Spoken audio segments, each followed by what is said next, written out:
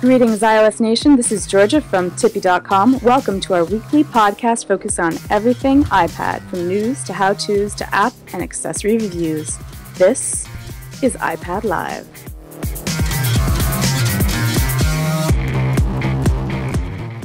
iPad Live is brought to you by the Tippy iPad Accessory Store, your one-stop shop for cases, cables, chargers, and much, much more. Store.tippy.com. See you there.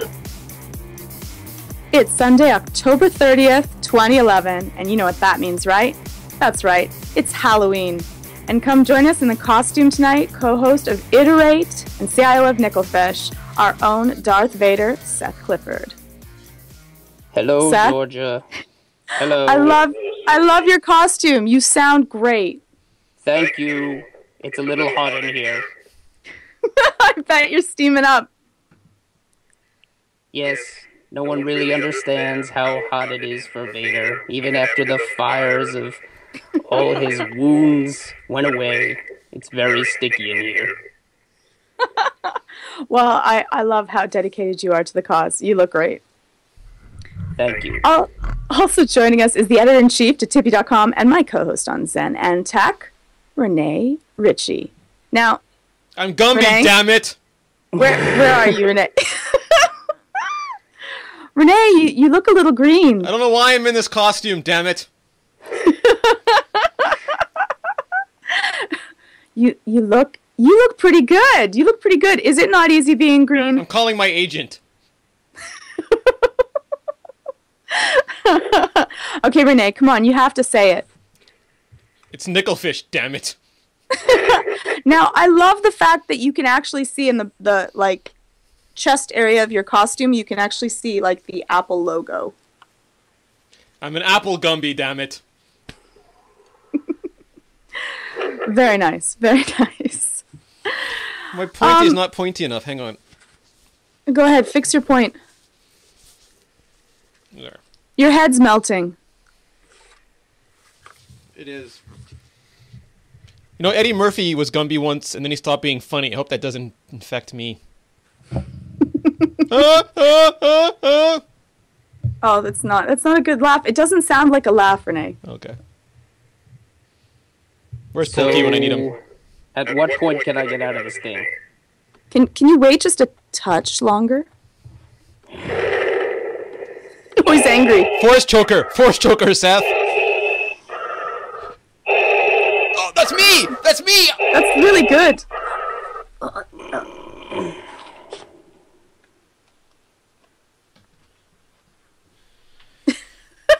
You took us both out at once. I think we're gonna need a bigger host. Yeah.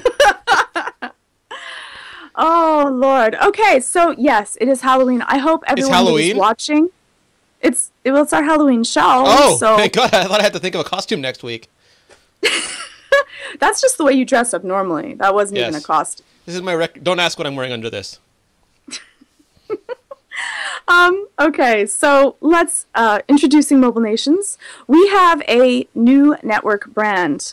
And it has nothing to do, Renee, your head's melting again. This costume does not give good head. Seth did that to you. Yes. There we go, you're good. You're Force good. choked my Gumby. Oh, we have an episode title early this year. Force choked my Gumby.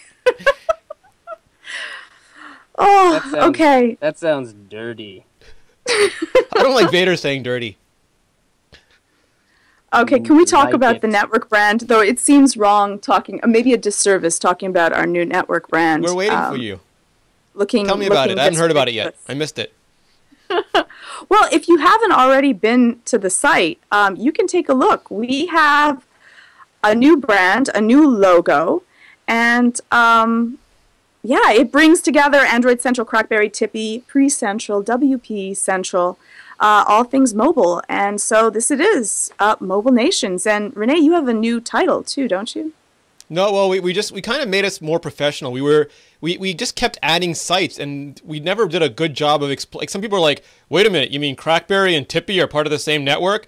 And some people are like, what, you guys got bought out? No, we were always smartphone experts, but we didn't make a big deal out of it. And now people can see that, Mobile Nations, we kind of work together. There's synergy. We talk about each other. We go on each other's shows. We do the Mobile Nations podcast. We're happening, damn it. Since Visor Central. So, yeah, what does that mean for people that come to look at the site? It means we're going to have, like, all the good stuff from the Android Central forums. You're going to find it the same kind of power in the Tippy forums. All the kind of good content you like on one site, we're going to move it. Whatever one site does well, we're going to make sure all the sites do well. We're just going to Stop squeezing my... Never mind. We're going to do everything better. Yeah, that's it. It's going to rock harder than in 2011, man. Okay. Stop hounding me. And we have a new Tippy TV. We do. Yes. The fabulous people sent us some iHelicopters, and we took a look, and tested them out, which was so much fun. It was actually excellent because it was originally supposed to be Airwolf versus Blue Thunder, but Georgia ended up putting Hello Kitty stickers all over her helicopter, so it was more like Airwolf versus Pink Thunder. Which works. They are actually a lot of fun. So if you haven't already taken a look, check it out, and you can check out the site, and we might even have a upgraded version really, really soon. So we might do a sequel. We just may. Sequel without equal, we can get it through to you. Sorry. I'm a rapping dummy. That we have the top 10. Go ahead, Seth. Bring us through. What are the top 10 tips and tricks we have here? Name a couple of them. I just want to hear you use the voice. I turned the voice thing off. You want me to say it with the voice thing on? Yeah, can you? Is it hard to turn back on? No, it's not hard, but then it stays on until I do the breathing or something else. You Perfect. do this. Let's do this part. The reason we did this is because where people were writing in going, do you know that you can tap the top of your iPhone screen or your iPad screen and scroll to the top? Do you know that if you hold down the home, and we figured there's a lot of new iPad and iPhone owners out there, and we better go over the basics. What, I got nothing? You got nothing. No, that's nothing. No, okay. All right, so we did like how the home button works, all the typing tips, like how to easily do punctuation marks, how to passcode protect, how to take a screenshot, how to share photos, how to message with iMessage or FaceTime, how to use Siri, how to tether, how to watch Flash videos, how to update your software or restore, and then we asked you for your top tips. So send in whatever you think your top tips, not just what you think they are, what they so may be, and we will take a look, and maybe even we'll add it into another set of tips and tricks. I agree. I think Seth is totally underplaying the importance of this tip. It's a great tip. I'm very sweaty. I just want to hear him do the breathing. All right, here.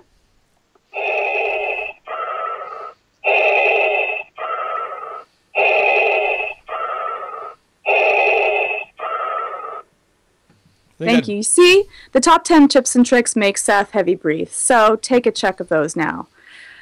Now, here we go.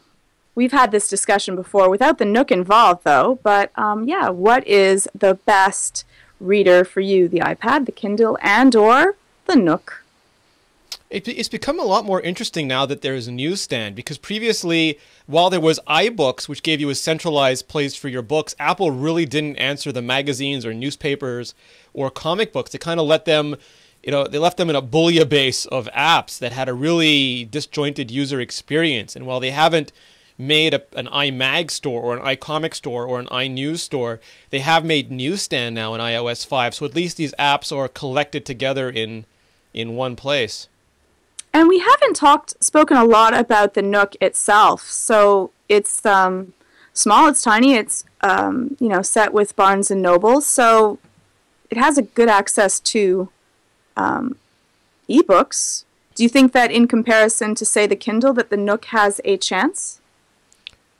Phil Nickinson said something really interesting about the Nook. He said that what he likes is that you go to a Barnes and Noble store, and it's very much like the Apple store. They have the Nooks there. They have people who can show you how to use them. It's physical. You can interact with them. You can try them. And as we've seen with Apple, the in-store experience is very powerful in getting people to buy things.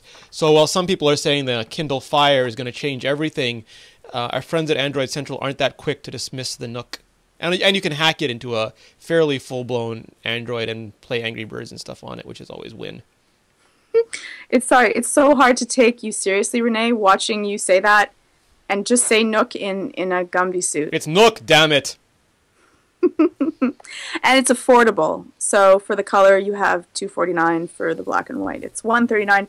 And the Nook has, like, it says on one charge, it could last up to 2 months. Well, George, this is the closest we've ever That's seen sick. you to actually being a bikini chick. So are you heading more towards the Kindle now?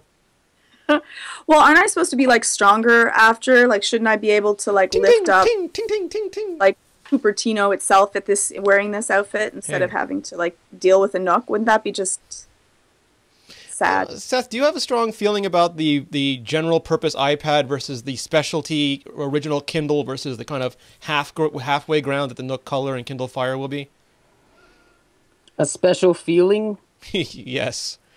Has one of them failed you for the last time? I don't really have a special feeling. I think that depending on who you are and what your needs are, you're going to choose a very different kind of device. If all you want to do is read, then you're going to read, and you're going to be fine with a singularly dedicated device. If you want to do more than that, then you're going to need something else. And I think the Kindle Fire will probably find its audience, and I think there's plenty of people that want to do just a little more on their Kindle, and I think it'll probably sell pretty well. But that doesn't mean that the other Kindles will not sell as well. I think it's just a different device for a different audience. Do you think, Georgia, the good of the many forms of media outweigh the good of the one or the few forms of media? Can I state I don't understand the question? You can, but you'll lose geek points. No, because the Kindle is real. The original Kindle is really good as an ebook reader. It looks like paper, probably tastes like paper because of the construction that they use. I'm sure it's cardboard in some way, but it sucks at doing anything besides standard form book reading. Whereas sorry, Vader's distracting me. Whereas the iPad can do everything. It can play games. It can, hold on, yeah, he's making me laugh. It can play games. It can do everything. So you have a multi-purpose device, a multitasker. Well, I think that it would depend on what you would actually need it for. So if you are someone that reads a lot of ebooks and you're not really going to surf the net, or if you already have an iPad and or a laptop that you usually bring with you for that, there's really no reason to have to pay the extra $100 and get something that's going to be able to deal with it. Now, myself being lazier by nature, once if I was reading a book and I decided that I'd have to check mail or someone sent me something, I would like to have that option so that I don't actually have to get my super butt out of the chair to get it. I'd probably lasso it, bring it over. So then I would rather have something that I'd be able to multitask with, and it would be worth the money in order to be able to do that. The Nook Color is only Wi-Fi, so you would have to take that into consideration that you couldn't actually be able to surf and or get your mail unless you had another place, like you're at a Starbucks, and be able to deal with that. But if not, if I'm just reading books on it, I might as well go and get something that I'll be able to last forever, leave it into my purse, be exceptionally small. Now, would I choose to use the Nook in comparison to, say, the Kindle? I don't know. That would be really difficult. I don't know how someone that was not already, say, an Android user, has an Amazon account, would choose in between the two. Seth? I'm sorry, I was recovering from oxygen deprivation. Could you say that again? Seth, say that someone wants something that's just an ebook. How would they choose in between, say, the Nook and the Kindle? And the Cranny, sorry. How would they choose? Well, I guess it depends on whether or not you're already either an Amazon book customer or a Barnes & Noble customer. For instance, my wife is a longtime Barnes & Noble fan, but I didn't really think to get her a Nook. I figured I would get her a Kindle, and then we could share an account and buy books that we would both enjoy reading. But I think if she had her choice, she probably would have gone with a Nook because she's just used to Barnes & Noble's site and, their content and purchase structure and all that stuff. But I think if you're coming to the devices completely fresh, I think you can probably go either way. I think that people probably may lean towards a Kindle just because I feel like it has a little bit more kind of market clout than the Nook does. Although the Nook has a really, really dedicated following as well. So I think if you're going to choose one, I think it probably hinges on whether or not you're a customer of either of those sites already. So here's my question, and this was touched off by Marco Arment this week on his blog, who bought a magazine in newsstand and was appalled to find that there was ads in the magazine that he bought in digital form. And some people who work at magazines were saying, well, you buy the physical magazine and you still get ads. Then there was this huge discussion about, if you subscribe to a magazine, they get bigger numbers, so they get more ad dollars. And physical magazines you can lend or you can, put in a doctor's office or give away after you've read them, and you can't with electronic magazines. And it costs money to print paper, but it costs money to make talent. And we've had this argument a lot on this show. But now that it's newsstand, it just feels, the numbers are skyrocketing for magazines. So it feels like it's a good time to have it again. Are we happy with the digital magazine model yet? Georgia! No, I don't understand the fact that we're paying for something and there's ads inside of them and I don't get to keep them. But your old Cosmo had an ad. And I didn't mind it because it wasn't as forced as having something pop up, it's sitting in the middle and taking the screen. I would just flip through them, and actually some of the ads in the magazines were beautiful and made as part of them. Well, these are identical. These are exactly what they are in the magazine. It's page for page identical. But the difference in cost isn't really there for me. I think that something that is on the internet should be extensively cheaper in order for me to purchase it, or actually free. Is it double dipping, Seth? I don't think it's double dipping. I think that it's kind of a tough situation to be in because I was reading all of these conversations that people were having, and at a very visceral level, I agree with Marco. I feel like, if you pay for something, you should get the content that you think you're getting. And I read a lot of stuff that other people were saying, specifically people like Jason Snell, and, he's been working at Macworld for so long and trying to do a better job there.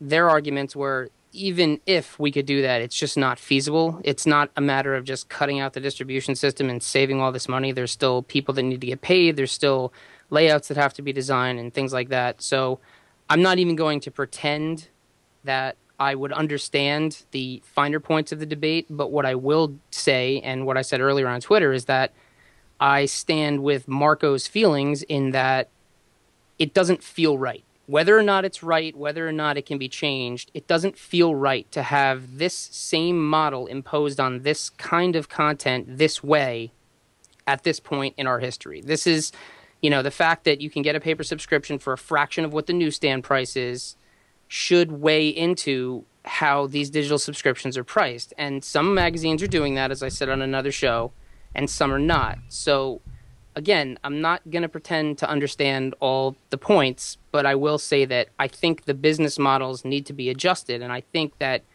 Marco made an interesting point where he said, do we need all these fancy things in these magazines? Do we need the interaction? Do we need, all this crazy layout that doesn't make any sense? You mean the InDesign press button? Right. Or would people be happier with the magazine that they would have gotten in a digital format? And frankly, that's kind of what I'm looking for. I don't need all the crazy bells and whistles. When I go to the airport and get a paper copy of a magazine to read on a short flight or during takeoff and landing, I'm fine with that format. If that were on my iPad, that would be fine. And if I could get it for the same price, meaning a single issue is $6, and if I decide to subscribe, it's $12, just as it was in paper, that's plenty for me. That's all I really need. I don't need all the other stuff that people think magazines should become. I think that the magazine is fine the way it is. You know what the problem is, though? Whenever one of Georgia's kids wants to tear out the ad and use it in a collage, she's out $700. I suppose that what it really comes down to is that a lot of the time when they're making a magazine, the bells and whistles there's so much more than bells and whistles. They actually take away from the ability to read the magazine, and some of them are so complex that I don't even know how to turn the pages and or how to get to something that I want. And then they kind of lock me into one certain area, and then I can't skip back all the way to the beginning afterwards to leave it like that. I wouldn't mind if they had extra features such as music that was able to play while I read it. Videos I love, but you can get that at a regular website. So I don't understand really what the difference in content is between a magazine and the magazine's website. And that's where I have the problem with that, is that if the magazine and the website are exactly the same, then why am I, when the website is free, why am I going to get the magazine? I need to have something that is going to be more. And I don't know if they actually have anything that they could put in that's more, and then they do too much and it becomes, an absolute mess. But my question is this, the problem I have, and I don't want to draw it out too long, but the problem I have now is that I understand to some degree why they're saying they can't make it cheaper, but why are they making it more expensive? Why can, sure, it's $5 for an issue of whatever magazine monthly, $5 for the digital copy, but then it's $20 for a year's worth over subscription, and it's like $100 for a year's worth in digital subscription. How about make it equitable first, and then we'll worry about the rest? But some of them are so crazy now, like you have to subscribe to the iPhone and iPad version separately. It's just crazy. That's exactly my point. Just make it the same. If it's the same, no one can complain. Well, we'll still complain, but people will argue with it more. Complain if the price isn't any difference. There's parity at that point. The content is essentially the same, whether it's digital or print, and the price is the same. I think that's a good starting point. But I can't unfold the issue to show you in the mechanic shop, Seth. And that's the trade-off. You get the portability and the everywhere, but you can't do other things. Yes, I can't staple it up in my locker or I'm out $700 again. Right. All right, what else you got? Also what we have is iPad etiquette pro tips, which is pretty interesting. Seth, did you take a peek, and do you use proper iPad etiquette? iPad etiquette? Is that like not smacking people upside the head with your iPad when they get on your nerves? That might be proper etiquette. I didn't take a look at these yet. What are they, Georgia? Brief us in. Well, in the end, it deals with what happens if you don't want other people to, one, not to know what you're dealing with. How do you read your iPad in a certain public space? How are you going to deal with the things that, are private to you and private to others? Because I don't know if you've ever done it, but I always see people taking a look at what someone else is reading or taking a look at it, peeking at. And one, that's rude, by the way, guys. You shouldn't actually be doing that. And no, you shouldn't be looking at anything that's nefarious in front of other people. But you also want to keep what you have private to you. If you're talking about, if you've used that notebook application to make your plans for world domination, and then you're reviewing them on the bus on your way to your low-paying, alcohol-prone job, you probably want to keep them secret in case the superhero is behind you. Right, exactly. And that superhero has no business snooping. If Dr. Horrible is on that bus, the Hammer has no business snooping over his shoulder. Right. So, Renee, what are some ways that you, go about using? Because you use your iPad quite a lot in public places. Well, so I mean, this is like a Miss Manners kind of an article, and they said their tips were like dealing with stares, and I don't think that's as common anymore. I think that iPads are ubiquitous enough that you don't when we first had them, people would stare at you. I think that's gone away.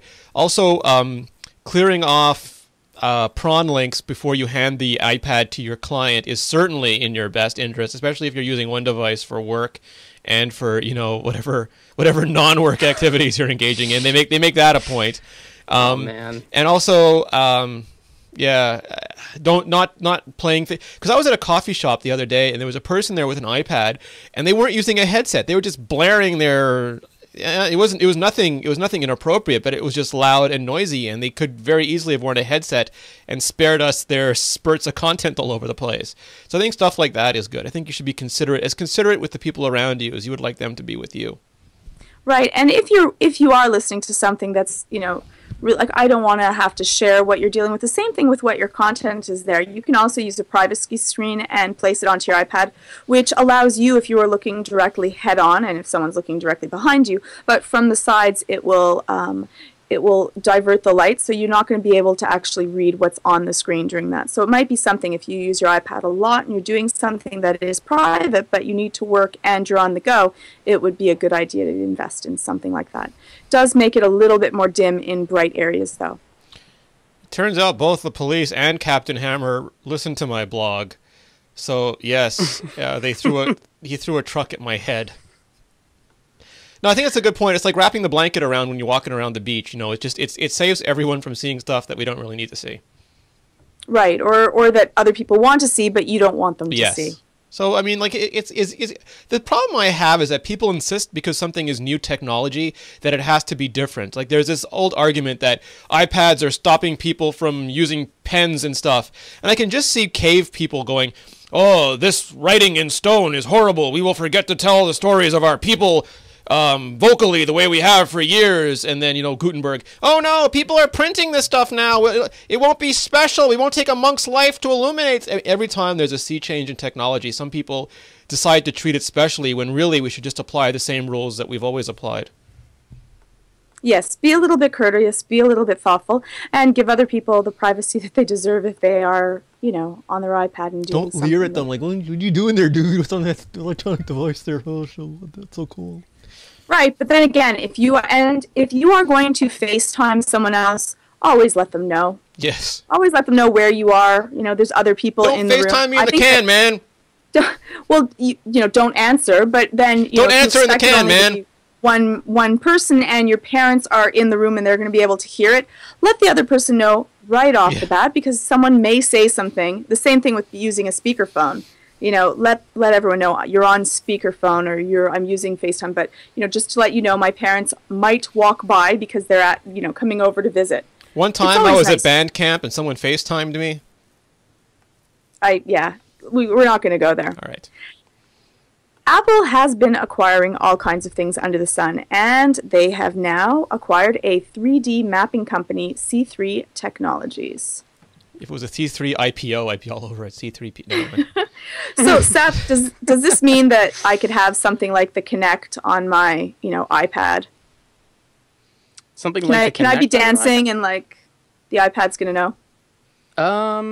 I don't know. I kind of read it as different, that they're looking for substitutions possibly for their current mapping implementations. But then again, I mean, they're still. You see, then it's not as much good for me. I want to be able to play the Kinect on my iPad. So here's the thing, though. No, I don't know. I don't think this is Kinect related at all. But every time Apple, well, they have that as well. But yeah, Apple has bought 3 mapping companies now, and every time they say that, people say they're ditching Google Maps, but none of the companies that Apple bought actually has maps. Maps are still only owned by Navtech, which is there's Nokia and TomTom are the 2 companies that own maps. And because Google licensed one and then went and redrew them all, Google now has their own maps.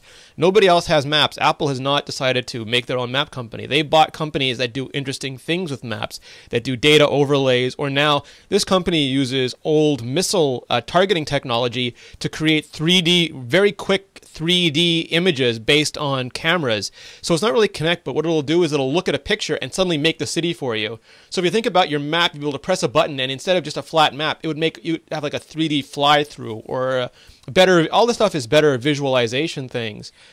But unless they are able to take, like, say that you have a topographical view and you're able to have a map for that, which I guess for, say, mountain ranges, other things would be great for aeronautical kind of work. But say that you had something for the city, like when Google Maps has to go through, they actually have to map out all of the pictures of the said city that they can do so that we can actually use it in 3 dimensions. So how exactly would they implement this? Like, what would they be using it for? And the other thing is, we don't even know, like, Mac Rumors heard this a while ago, and now 9to5Mac has heard it. So, like, there's been nothing from Apple, of course. They don't talk about these acquisitions. So it's just rumored at this point still. I don't know. Would you want to press a button on your Maps app and see a 3D city like the Matrix, Seth? Yeah, I mean, why not? If you're walking around and that's like Street View on crack, right? That's awesome if you can actually walk through a 3D city and get a sense for scale and where you are that you can't get just from a flat image. But they'd still have to spend a lot of time and a lot of investment in taking photos from all of the different areas in order to deal with it. So if it was, this is supposed to be faster. because it would be able to stitch all the photos. No, less photos. It does a lot of, I don't know, they explain it like it's an old missile targeting system, and they say that it requires much less effort to make 3D cities than something like Google's photographic trucks. But I don't know what Apple's like. What's Apple's grand plan with all these data layers? I mean, it doesn't make sense yet. When they bought Siri, it was kind of obvious that they would use it for Siri, but buying all these map companies, I don't see a clear path forward yet. Well, I would be interested if actually this does have to do with the fact that they do have a Connect-like eye that they've also have in development, or at least they have a patent for, that would be able to read your view. In that way, I could see how 3D mapping might be actually as you moved useful. it would move with you, like you turn. And no, it would be actually what it actually would be if you could use both technologies together. One would be a Connect-like, be able to read the infrared bouncing back onto you, and then after it could map out the layout of, say, the room that you are in, and in order to do a 3D world or the manner in which you could interact with things. Yeah, you want a holodeck. That might be holodeck. kind of sweet. She wants a holodeck, Seth. Oh, who doesn't? Yeah. Those idiots on Next Generation wasted the potential. They didn't actually waste the potential. They just didn't show us. Yeah, that's true. Oh, and in sad news for those For Kevin. that love for Kevin really, that love the color orange, Apple has they force gripped of death the orange smart cover. Right before we announced the mobile nations with our new orange logo. You notice that? Well, Kevin You took all the orange. We did. We used up all the last drop of orange in that logo. But, Kevin had an orange one because it reminded him of Crackberry, and he took it very personally when Apple retired this color. He thinks that it's an affront against his peoples. And it was, I guess they really mustn't have sold a lot because they added it to a dark gray, which I like. Dark gray's cool. But, yeah. And they have also changed the inside layer of the covers as well. And everything except the product red. If you decide you want to support AIDS charities, you don't get the new microfiber inside. And Renee, does that actually help the security problem with the covers? I don't think they addressed that. I think that's going to require a firmware upgrade. I don't think anything they can do with the physical magnets are going to do that. I think that's am I wrong, Seth, or is that software based? You're my software Vader. I don't know. I'm not sure. I'm sorry to be so completely flip-floppy. I'm going to replace you with Bill Clinton if you're not careful. Yeah, that's I would understand. I did not force choke that woman. Did he just didn't inhale? I did not inhale the dark side. And on a more somber note, Steve Jobs' sister, Mona Simpson, no relation to the rest of them, wrote up a eulogy about her brother, Steve. And if I may quote, "None of us knows for certain how long we'll be here. On Steve's better days, even in the last year, he embarked upon projects and elicited promises from his friends at Apple to finish them. Some boat builders in the Netherlands have a gorgeous stainless steel hull ready to be covered with the finishing wood. His 3 daughters remain unmarried, his 2 youngest still girls, and he wanted to walk them down the aisle." I'm going to get all verklempt here. "As he'd walk me in the day of my wedding. We all, in the end, die in mass res, in the middle of a story of many stories." Yeah, it was a devastating eulogy, and she actually has his last words in it, and it is an incredible journey of her discovery of her brother, to their time together, to what he thought of, like how he acted as a family man, which is something we've never really seen before, to his last moments. And really, it is an incredible journey. If you haven't yet, head on over there at the New York Times and read it. And I think it really does speak that we have to make sure that we make the most out of every moment that we have. And never forget that, do as much as you can, because you never know when your journey is up. It was interesting, too, because she said that, for example, they did a renovation of the kitchen, and it took them longer to renovate their kitchen than it took to make the new Pixar headquarters, because they were so picky about what they put in, and they actually cooked in a burner in the garage. But that's the only room he touched. The bathrooms were still old, but that he was happy because he picked a really good house. It was like I don't know what she used, but it was almost like the bones of the house he picked were really, really good. It was an interesting article. Yes, and Renee, you said that she also mentioned the last words that he spoke. Interesting. Oh, wow. Oh, wow. Oh, wow. Yeah. Okay, let's go. Powerful. I'm not... Yeah, I don't even know what to say about that. I think it's kind of it puts a kind of a cap on it, because we've had like a couple of weeks now of there were events, there were ceremonies, and the book was launched, and I think it's so personal and it's so final. I think it puts a cap on the mourning period. Right.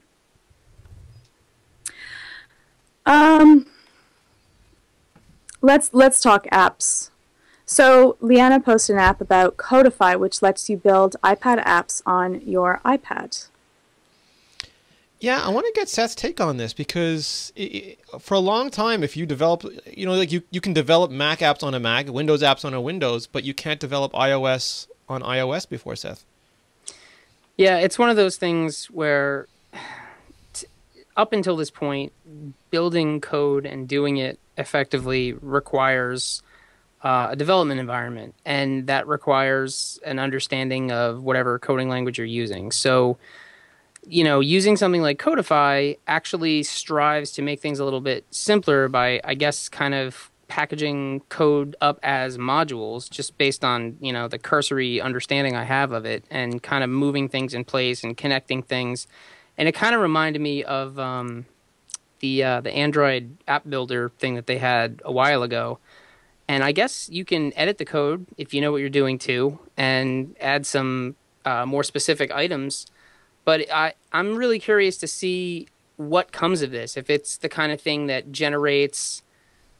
Well, all right, let me say this. I guess what I'm waiting to see is if it's going to be the kind of thing that is a novelty, like, hey, you can build an app, so you can download this and then build an app and show somebody, like, hey, look what I did. Or if somebody is going to take it and actually kind of basically write a symphony with it, the way that whenever a new iPhone comes out with a better camera, people make a video that everybody fawns over, or something like that, where they take the tools that they're given and elevate the thing that we expect to come of it to a different level. And I'm probably going to pick it up just to play with it and see what it's all about, even though that I have very little Objective-C understanding. I'm definitely going to show it around and see what people think of it, because it's just a curious kind of thing. You're going to hand it off to the Nickelfishes and see what they make of it? Yeah, probably. I will definitely download it and go, have at it, and see what people come up with. And at it they will have. No, it's interesting. It's like the maturity of the platform, when you can finally... It just seems like that's what makes something complete, when you can... It's almost like when the robots can build themselves, it'll be the end of humanity. Right. When you can code on the iPad, it will no longer require a computer, then it's really post PC. Yeah. They have some examples there, so I'll be curious to see what the examples look like and what people actually end up doing with it, if anybody ends up using it. Didn't Google trash the app inventor after a while? Yeah, they did. They did away with it, right? Yeah, after Jerry got his hands on it, they were too nervous. They didn't let it live. Do you think that this app, though, makes people worried that they're going to, their days are numbered, or they're not going to be as needed? Because this really does only, does it take anyone's jobs away when they're using it, Seth? Or do you think that people that really want to get something done and have it done effectively, this is just a adjunct to? No, this is not going to take anybody's jobs away. I mean, essentially, at a very high level, I will say this, and I don't mean for it to sound dismissive, this is kind of like having, a coffee table and, some art supplies, as opposed to having a full art studio with a drafting table and, X-Actos and tools and things, like you all can the say things it's that GeoCities for apps. I'm not going to go that far because I haven't played with it, and that would be disingenuous. But that's how it appears to me. I don't think it's going to replace real development, because there are so many intricacies that come up within real development that only a development environment and only something like Xcode could possibly handle, that there's no way it's going to replace anything. It will be, if anything, an interesting offshoot to see what kind of development comes of it. But there's no danger there in it replacing, stuff like Xcode. You're going to be ingenuous about it for now. Yes, I will. You're whelmed. You're neither overwhelmed nor underwhelmed. You're simply whelmed. My curiosity's piqued. I'm checking it out. It's peakhead. Okay, that's fair. Leanna also gave us all of the picks of the week for the 29th. And so let's take a look. We have reminders, app delete from Ali. Reminders is a built-in app, so yeah, they both picked that. Ali and Leanna both went with a built-in app. Well, it can be their app, you know. It's Just their saying. app for the thing. They're There's happy with also Apple. There's also app delete. What exactly does app delete do, Renee? This is an Ali Flowers pick, so it's probably way too productive for me. It's to get rid of things. Basically, it finds associated items that are invisible or hidden. It archives installs from archive. So it's for stubborn to remove items. It's a Mac app, so I guess it's sort of like App Zapper was, where when you delete an app from Mac, it's really simple. You just drag it to the trash and it's gone, but it often leaves behind preferences files and library files and stuff like that. So what this does is it goes and basically sweeps up after itself. And you don't have to worry about memory or anything ghosting in the background. And it makes people feel better because it's gone. It's not like, 'cause the advantage of the trash can way is if you reinstall the app, all your previous preferences and settings are still there. This one, you're actually nuking it, raising the ground, burying it upside down, covering it with concrete and salting the earth. Mm-hmm. It's like giving your kid a jar full of sparkles and saying that this is where Edward Cullen lived. I got that from the Twitters. Must be true. Cool. Oh, man. Chris talked about Cam Scanner, which, that seems really interesting. So this is a way to scan things and then be able to send them as PDFs afterwards. So take a photo, put it into PDF form. Yep. Some eager young go-getter named Seth Clifford decided to pick a write-up. So I can use my iPhone and it becomes a portable scanning device and makes easier to send receipts, anything else. Well, I think uses it. Well, what would be the difference, though, between this and me just taking a photo of whatever I wanted to and emailing it? OCR, it will recognize the characters and turn them into usable text. Right. Perfect. I've tried a couple of apps that do this, and they're very cool. And the few that I've tried actually work really, really well. Cool. Seth wrote up write-up. Yeah, Seth, I'm a you want to tell sucker me? for... yeah, sure. It's a Dropbox text editor. Surprise, surprise. An app that works with Dropbox and uses plain text. Who would have thought? But it's really nice. It's one of the handful that I prefer to use. And I go between Dropbox text editors on the different devices depending on how I'm using them, what I like looking at that week. And if one does something else, if there's an update that comes out that, the other ones don't do, I just like trying them and doing different stuff with them. And WriteUp is a nice app that has a really nice little interface, has a lot of cool features in it that some of the other text editors don't. Flawless syncing with Dropbox, universal app, iPad and iPhone, so you can run it on any device you got.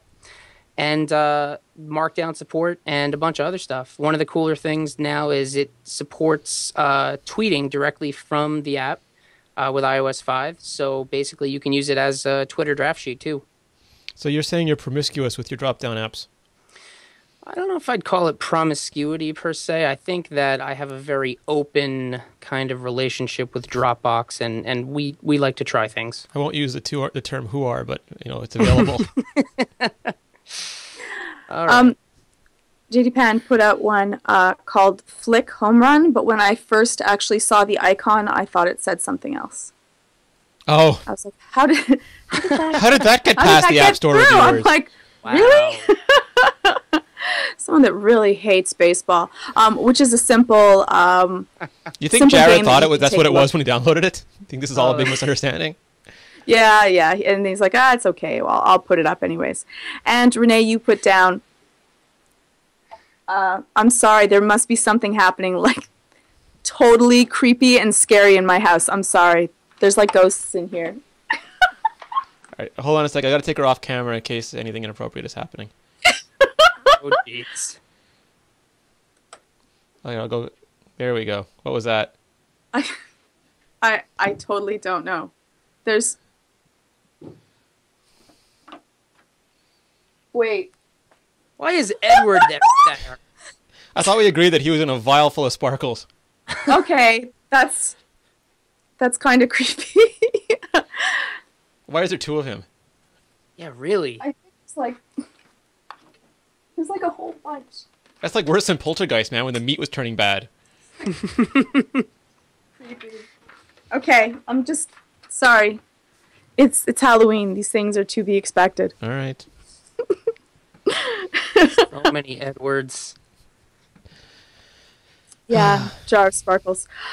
So take a look at the other picks of the week. The note shelf one that I picked is because Andrew, not Andrew who writes for Tippy, but Andrew, part of the Brain Trust for Mobile Nations, called me and he's like, I bought this iPad and I never used it. You know, it was just for content. I'd read and just watch stuff. Almost sat in my bag all the time. Then I got note shelf and now the battery never lasts long enough. I take it to meetings. I do everything. I'm looking for styluses and he just won't stop talking about it. So I hope that if I finally put it up, he would, you know, maybe rave about it a little bit less. But he really is deeply, truly in love with this app. Yeah, I have that app. It's awesome. Do you use it in meetings like he does? No, I don't really, because I always get my iPad out and get it ready to take notes, and then I end up never taking notes. Okay. I just usually end up talking and listening, so I don't use it, but that's not because it's not awesome. Okay. We also have apps for that. How to wirelessly send videos from your iPhone to your iPad. Now, yeah, you can take a look-see and take a peek over there. Is that something that, because I guess PhotoStream will copy your photos from one device to the other, but it doesn't do videos, and it didn't even used to do photos, so there were all sorts of apps that would just sync photos via Dropbox between devices. And now we're onto video. I don't know if I necessarily need this though. Well, if I really like a video, I would just email it and or send it. And I would assume iCloud will be able to do all of those things as well. So. Oh, here's the question. I am a father of 4.5-year-old baby girl and keep up with a blog that I created shortly after she was born to chronicle my fathering experiences as well as her forays into the big wide world. I do all this blogging solely from my iPhone 4 and iPad 2. I take pics and video on my iPhone and then write the blog post up on my iPad later in the day. Photos are not an issue as I just mail them to myself and then save them. My camera roll on the iPad, but videos are the bugger. The booger. Is there an app out there that will let you save video to your iPad's camera roll that you have captured with your iPhone? Well, previous to iOS 5, you couldn't save video from email. Like, you get the email and it would just sit there in the email mocking you, stuck. But you put up a tip, Georgia, that in iOS 5 now you can save the videos. Right. So right. maybe we don't need this now, or maybe he just wants to sync. I don't know. We also have for jailbreak, Firecore updates ATV Flash. So, yeah, what exactly does this do, Renee?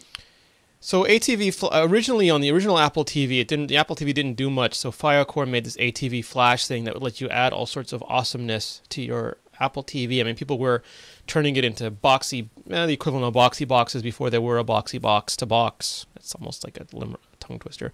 And then with the Apple TV 2, Apple's added a lot of stuff to it, like built-in Vimeo support, sports, all this stuff now. But it's still like there's still no web browsing, there's still no apps. There's a lot of stuff that it's still missing. So Firecore have got an ATV version for the new iPad, so the new Apple TV, and now they've updated it to work on the latest iOS 5 version of the Apple TV, which Apple confusingly calls software version 4.1 or 2 or something.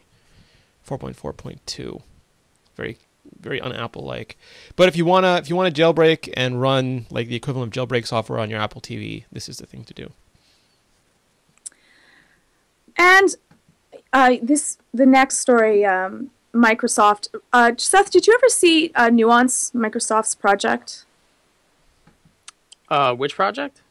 Nuance. It was a Kinect-like device which allowed you to actually interact with the interface. It would be able to read you and seemed really super sweet. They put out a video, got everyone kind of excited, and then we ended up getting Kinect. No, I must have missed that early stuff. Well, this video, Microsoft has taken out a video of what their belief is in the future. Now, the video itself is absolutely super sweet. Are we going to cue it, Renee? It's not working. I tried. I'll fix it in post. Okay. So take a look at this again. So, yeah. Oh, sorry. Yes, Project Natal. My apologies, not Nuance. Yeah. Oh, yeah. Okay, yeah. Yeah, and it's Natal. So that was kind of sweet. So Microsoft has put out this commercial, which is fabulous. It shows a lot of really cool things about the future.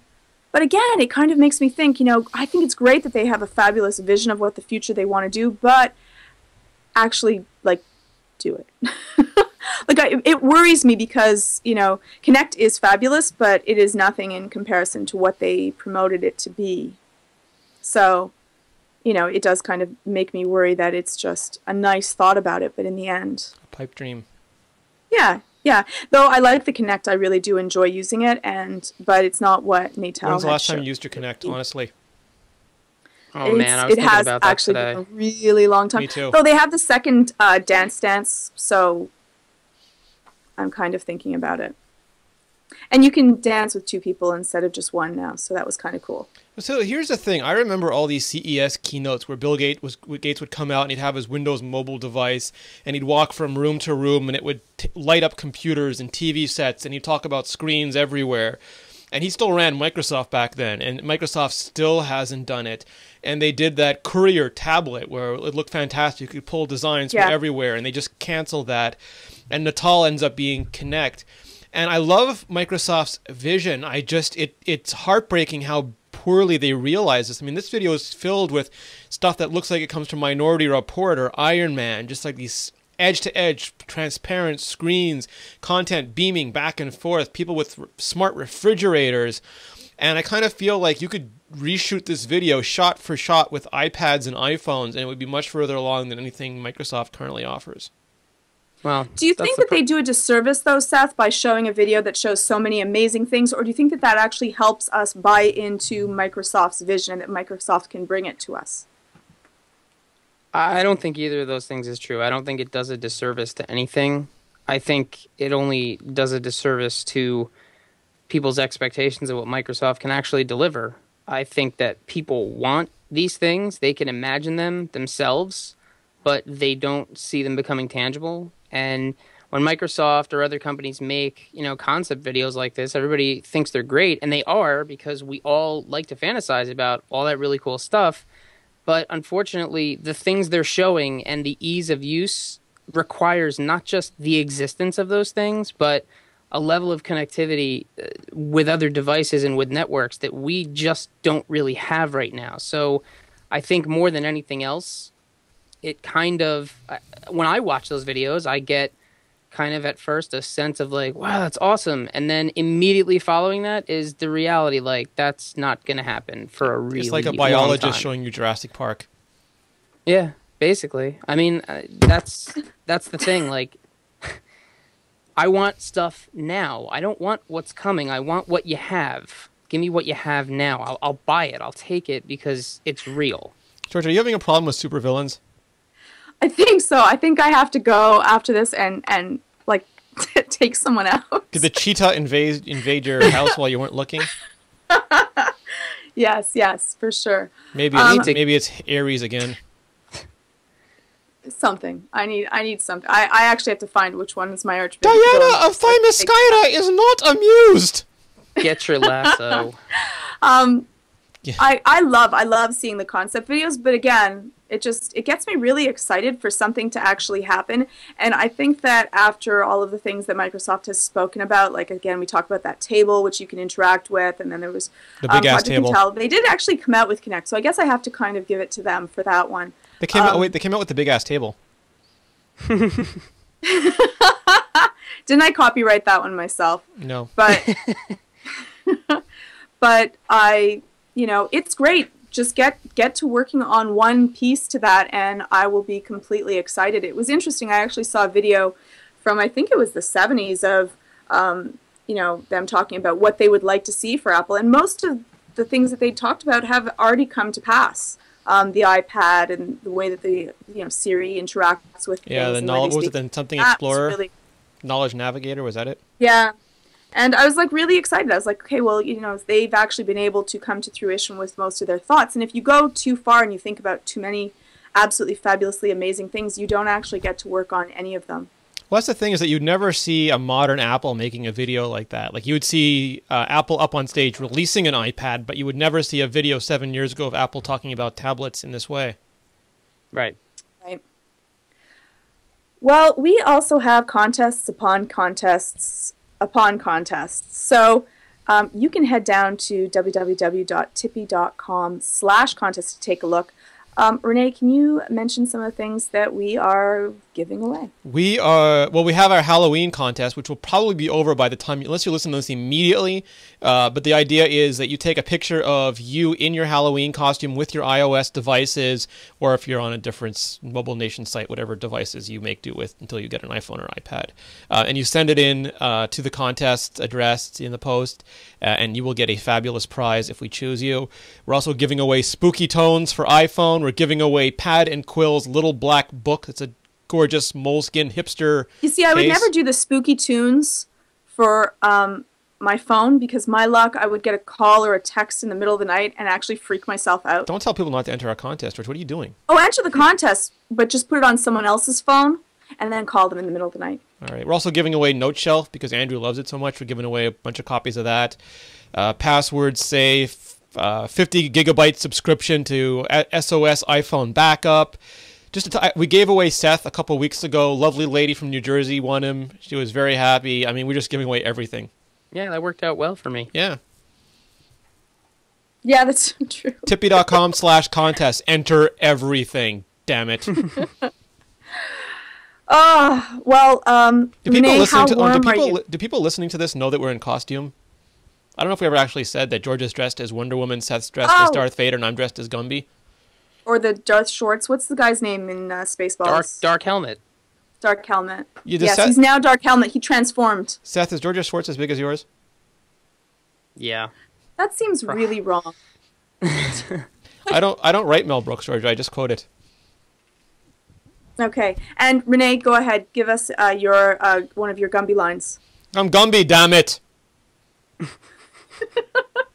All you're supposed to do is be pissed off that you got stuck in the suit. There's not really much to Gumby except... I thought the funniest part was someone in the chat room actually says, I'm sorry, I don't know who Gumby is. What? Yeah, really? How do you not know who Gumby is? If you don't know, take a look YouTube Saturday Night Live Gumby. And, I understand if you don't know who Darth Helmet is, take a look at Spaceballs. It's hilarious. I understand if you're misinformed about the early Art Adams Dark Horse Comics version of Gumby where he was chased by dinosaurs, but if you don't know the classic Saturday Night Live skits for Eddie Murphy, I just can't help you. You'll have to take a look. So I'd like to thank everyone. Seth, thank you so much. One, for showing up in a fabulous suit. You do look absolutely great, and you had the voice, which was very cool.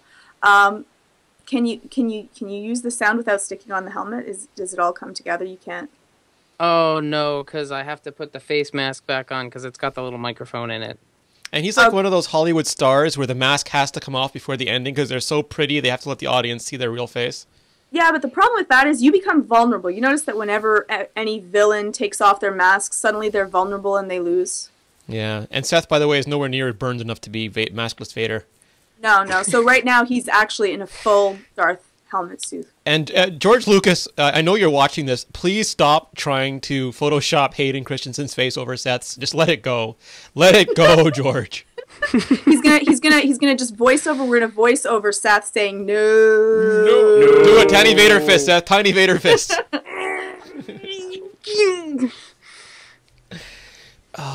So terrible. Well, how can we find you, Seth? When you are not working for the dark side. When I'm not killing Jedi across the universe, you can find me on Twitter @Seth Clifford. You can find me on Iterate with Renee and Mark Edwards at Vajango. And if you want to check out some of the apps and sites that we build, our site is nfidm.com. We're Nickelfish, dammit. And Renee, I would like to thank our own Gumby, for being here. You're welcome. Renee, how warm was it working in that suit? Oh, it's breezy under here, George, let me tell you. Thank you so much, Renee, for joining us. Oh, thank you. How do we find you? You can find me at Renee Ritchie. You can find me on iPhone Live and iPad Live. You can find me on Iterate with Seth and Mark Edwards. You can find me on Zen and Tech with Georgia, Super Functional with Jeff, Mobile Nations with all the gang from the other Mobile Nation sites, and on Tippy.com. For the win. And you are? Gumby, damn it. I'm Renee Ritchie, damn it. And you can find me at Georgia Tippy. You can also find me on the website, www.tippy.com. And you can reach all of us at Tippy via email at podcast@tippy.com. Leave a comment on the podcast. Go live. All of your superheroes are here every Sunday night from 6 p.m. Pacific, 9 p.m. Eastern, and 1 a.m. GMT. Our companion show, iPhone Live. Renee? It is same bat time, same bat channel, damn it. And Wednesday nights. Thank you. Wednesday nights, www.tippy.com/live for all the podcast business, including iPhone Live, iPad Live, Zen and Tech, Super Functional, Iterate, and much more. Head down to mobilenations.com. If you haven't already, please subscribe to all of our shows on iTunes and leave a rating, please. If not, I'm going to take, here I have it, the rope. You don't want to have that happen. It's unless you're in New York, then you have to pay for it.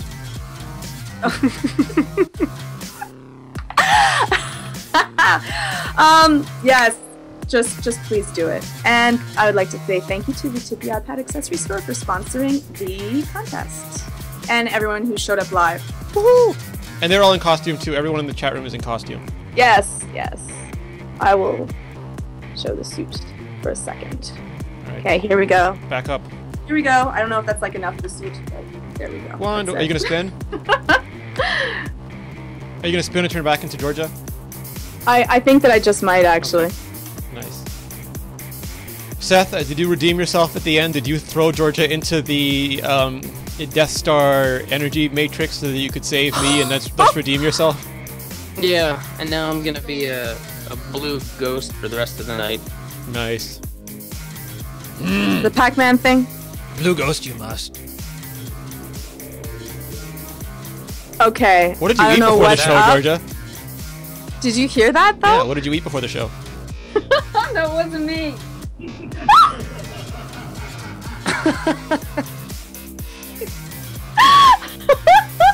That is really not funny. That's really not funny. Okay. George is scared. That did. Is that Jesse Jackson? Is he haunting you? I don't know. I don't even know what that is. Cause this is Thriller night. Okay, well that's a little. Look at Renee. I don't know what's scarier, the voices that are there or watching Renee dance as Gumby. Damn it.